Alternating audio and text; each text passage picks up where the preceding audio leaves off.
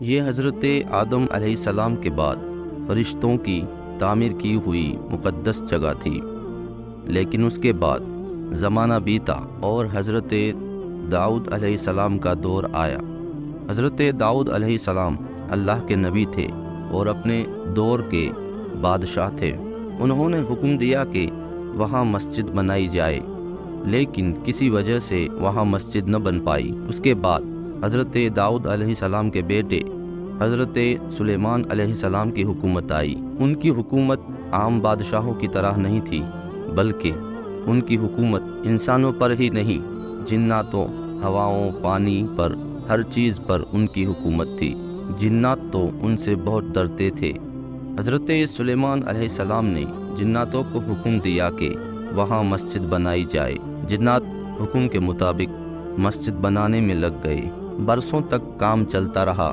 ایک دن حضرت سلیمان علیہ السلام کا انتقال ہو گیا۔ حضرت سلیمان علیہ السلام اپنے ہاتھ میں ایک عصا یعنی کہ لکڑی پکڑ کر کھڑے رہتے تھے۔ جنات ان سے ڈرتے رہتے تھے اور کام چلتا رہتا تھا۔ حضرت سلیمان علیہ السلام کا انتقال ہو گیا تھا، لیکن آپ عصے کی ٹیک سے یوں ہی کھڑے رہے۔ 10 سال بعد جب عصے کو دیمک لگ گئی اور وہ ٹوٹ گیا، تب حضرت سلیمان علیہ السلام کا جسم زمین پر گر پڑا، لیکن تب تک مسجد تیار ہو چکی تھی۔ جناتوں نے دیکھا کہ حضرت سلیمان علیہ السلام کا تو انتقال ہو گیا ہے، تو وہ سب بھاگ گئے۔ یہ پہلی بار تھا جب بیت المقدس تیار ہو گیا تھا، تب اس کو ہیکل سلیمانی کہا جاتا تھا۔ پھر یہودیوں کا اس پر قبضہ ہوا۔ یہودیوں کے مطابق وہ فرسٹ ٹیمپل ہے۔ یہودی وہاں عبادت کرتے تھے۔ پھر کچھ وقت گزرا، ایک دن عراق کا بادشاہ وہاں پر آیا۔ وہ یہودیوں کا بڑا دشمن تھا۔ اس نے یہودیوں کو وہاں سے مار بھگایا اور جو ہیکل سلیمانی تھا اس کو توڑ گرایا۔ صرف ایک دیوار باقی تھی جس پر یہودی آج بھی رویا کرتے ہیں، جس کو دیوار گریا بھی کہا جاتا ہے۔ زمانہ بیت گیا، پھر یہودیوں نے قبضہ کیا عیسائیوں سے، پھر عیسائیوں نے قبضہ کیا۔ عیسائیوں نے وہاں سیکنڈ ٹیمپل بنایا۔ ٹائٹس کے زمانے میں عیسائی وہاں عبادت کرتے تھے۔ وہ چرچ آج بھی ہے۔ پھر ایک زمانہ آیا خلافت کا دور۔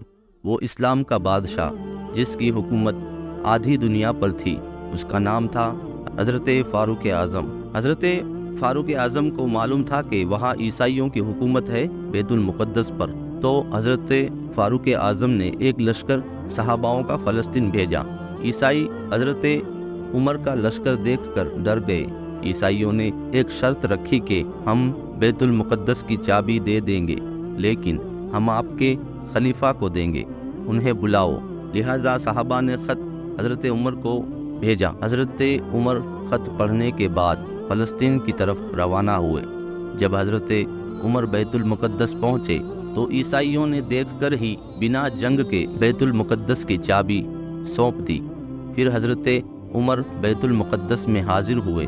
وہاں عیسائیوں کا سامان تھا، اسے باہر کیا اور اذان کا حکم دیا۔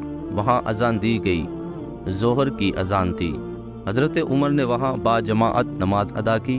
بیت المقدس میں وہ پہلی اذان تھی جو حضرت عمر کے دور میں دی گئی۔ حضرت عمر کا یہ انداز بھی نرالا ہے۔